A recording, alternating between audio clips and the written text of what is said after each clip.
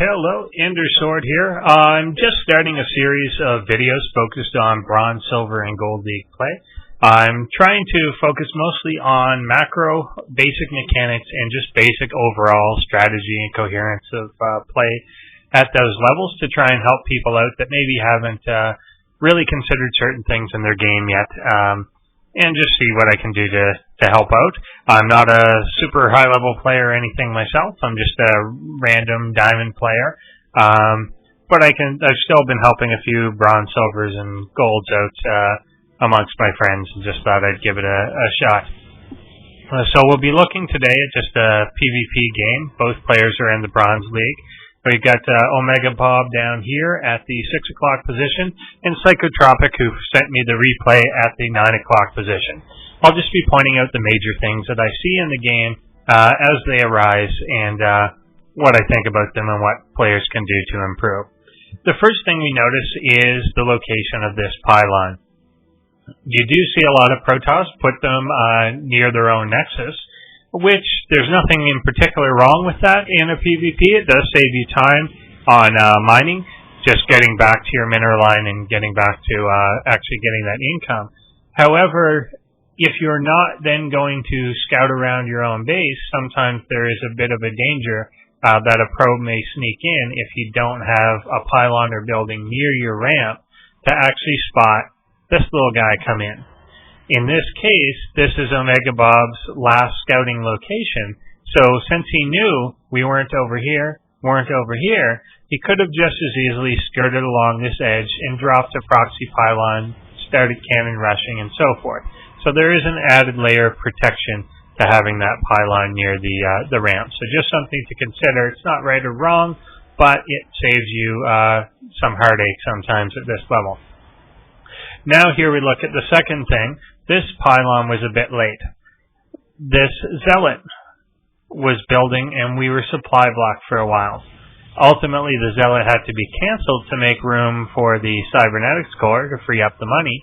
So there was a bit of a kink very early on in that build order. You don't want to be focused so much on a build order very late in the game, but this early, getting just your first few buildings out, you should try and be focusing on getting those out without having to cancel something, without getting yourself supply blocked, without having to skip a probe, unless that's actually part of the build.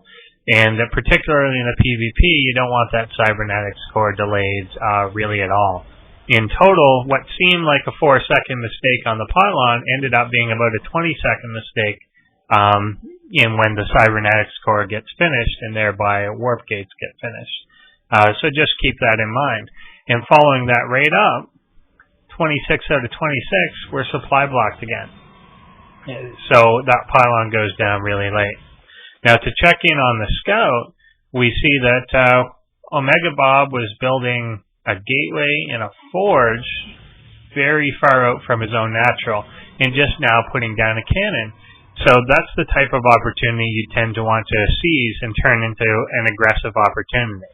We've got a zealot out, we've got a sentry out, but that supply block prevented another unit from being produced, which would be done already. If we had had a stalker, sentry, a zealot, then all of a sudden this is an aggressive opportunity to come and attack this position, potentially attack that pylon, and simply win the game right there, because OmegaBob didn't take the proper care to defend himself in time. Get a lot of the scouting information around here. You can see that there's no real aggression going on, and it's all right, so we know that we're completely safe. However, back at base, this has led to Psychotropic putting down a robotics facility and making more sentries. Sentries are usually a very defensive unit. They're something that you're going to use to force field out an army, to make sure your ramp is safe, things of that nature. It doesn't really make sense here to get 3 sentries out, given that we know full well there's no aggression coming in.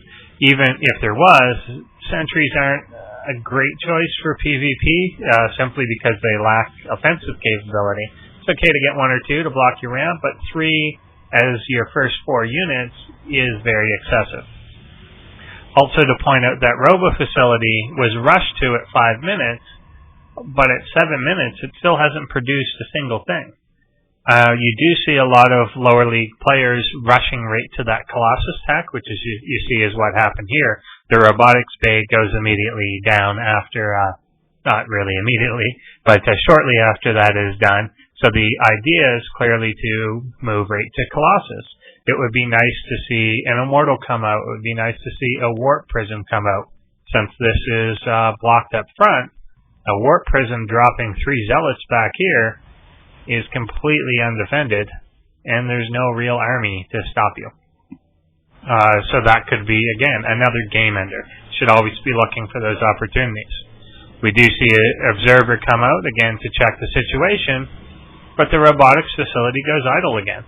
And that's just not something we want to see at this point in the game. If you're going to make that facility, use that facility. If you're going to tech, make sure that you're using that tech. Looking at the current unit count, we've got the probes for Psychotropic.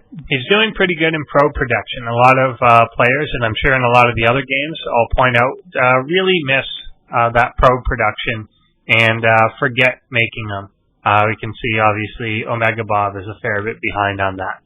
However, at this point, this is oversaturation. You ideally want 16 probes on the mineral line and 3 on each gas, but a maximum of 20 on the mineral line and 3 in each gas before you actually expand. Here we've got about 10 too many probes there already, and the expansion's not even started yet. It would have been nice to see that start about 2 minutes ago, really, and then you'd have good saturation by the time that's up and running, transfer some probes over, and we're good. See, obviously, the Colossus are being produced now. However, at the same time, yeah, Colossus are being produced, but you've got a lot of the idle gateways there. You're not getting full production out of them. Is it because of lack of money? That's not the problem. Again, we're back to the supply blocking.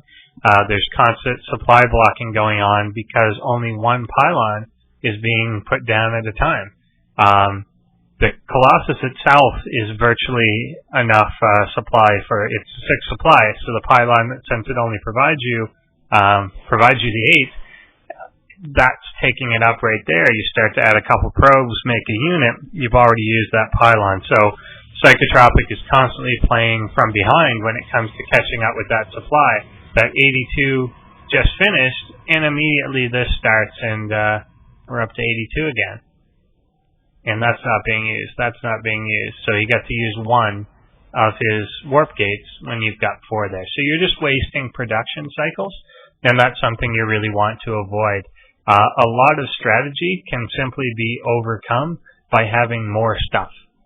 If you just get that production out, then regardless of what someone else made, if you just have tons more, you're going to walk right over them. Now here, obviously, Psychotropic does have a lot more than OmegaBob, but it could be a lot more than that.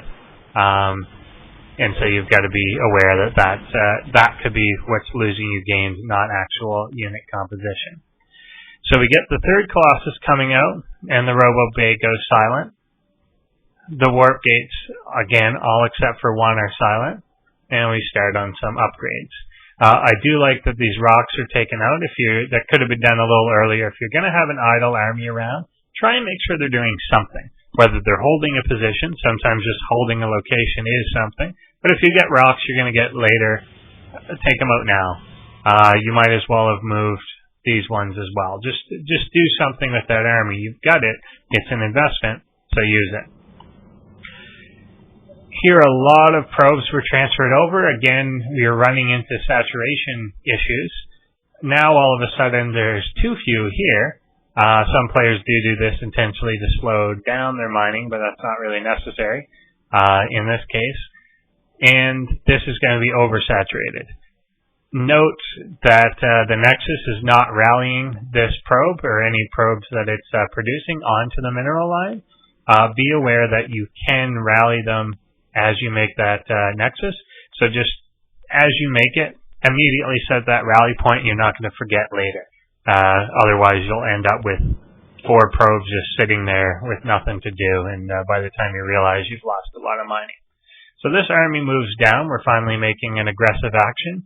Really, again, note that at any point from about 5 minutes on in the game, he could have attacked and won. Pretty much at any point. So finally that push is going. These 3 colossi have been done for quite some time, but that first poke finally happens.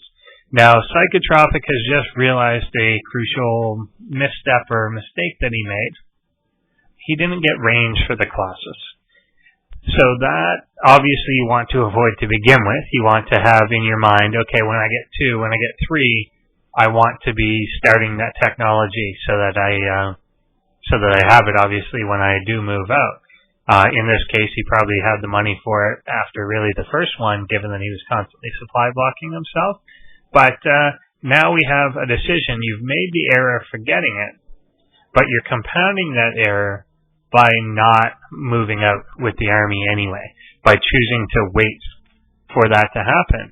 You've already revealed your army. You've already revealed your intentions to OmegaBob, and then the army just sits outside the base. And while the range is researching, no Colossus are being added to it, possibly again because there's not enough supply room for the Colossus to be added to it. But this army is not getting a lot bigger. Macro is slipping. These facilities, again, are not being used. The cooldowns are ready. The Colossus is not being made. And we've got 5 more gateways going down. But this army is just sitting there. It could have moved in even without the range. So they took a mistake and made that mistake worse by deciding to wait for 140 game seconds for that to finish. In the meantime, you've got OmegaBob making immortals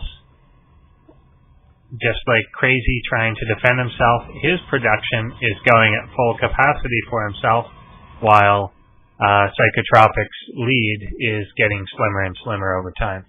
Now, he still obviously has quite a decisive advantage, but it's just dangerous when you've got the observer there watching you the whole time and your lead starts slipping away.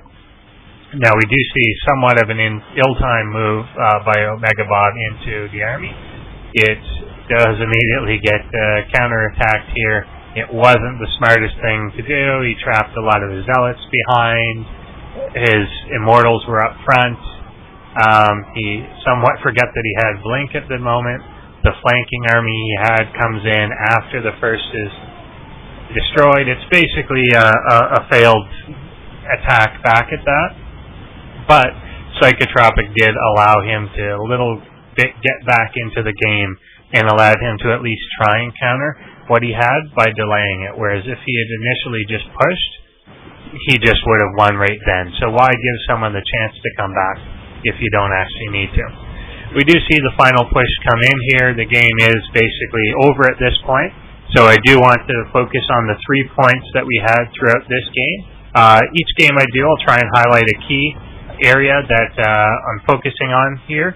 The first point, obviously, supply blocking. Supply blocking is very bad.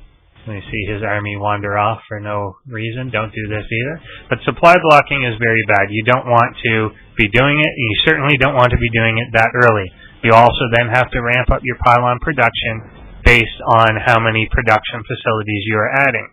While you can add 1 pylon at a time early in the game, later on you're going to have to add 2, 3, 4, depending on how many bases and how many facilities you have.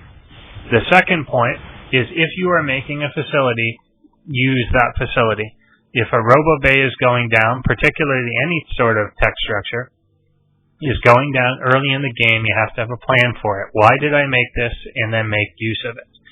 The third point, as OmegaBob leaves the game here, is that you have to respond to scouting. You're not just scouting to find out where somebody is.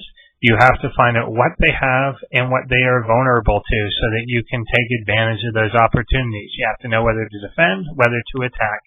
And that is something that Psychotropic did not do here. That game could have been over at any point from about the 6-minute mark on, but it took 19 minutes to complete. I'll be doing a few more videos of these today. Thanks for listening, and I appreciate any feedback.